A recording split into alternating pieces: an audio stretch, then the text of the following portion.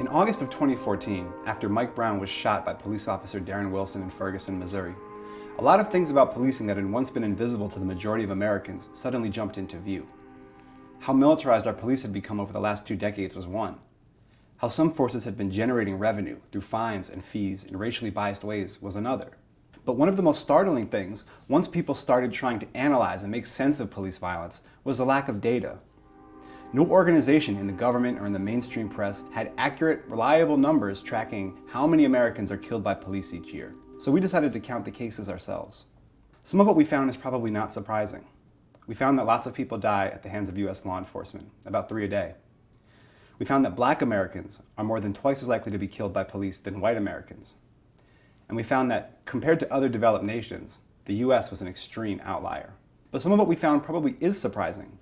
Did you know that nearly 50 Americans have died after police used less lethal taser weapons? Or that roughly 1 in 10 people killed were in the midst of a mental health crisis? Beyond the numbers, we found untold stories.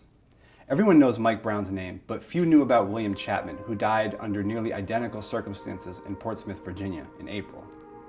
3 months after we told his story, the officer who shot and killed him was charged with first-degree murder. We've also discovered trends.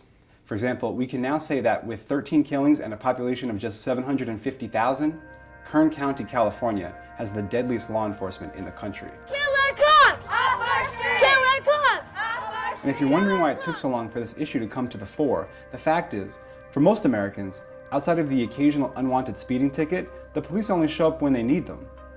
If that's your reality, it's easy to quietly assume that if they kill anyone, that someone was a dangerous criminal who must have deserved it. Only by telling these stories and counting these cases do people begin to realize how much more complicated it really is. And after all this counting, at last the authorities have been forced to act. In October, the Department of Justice announced it would launch a pilot program to track killings nationwide.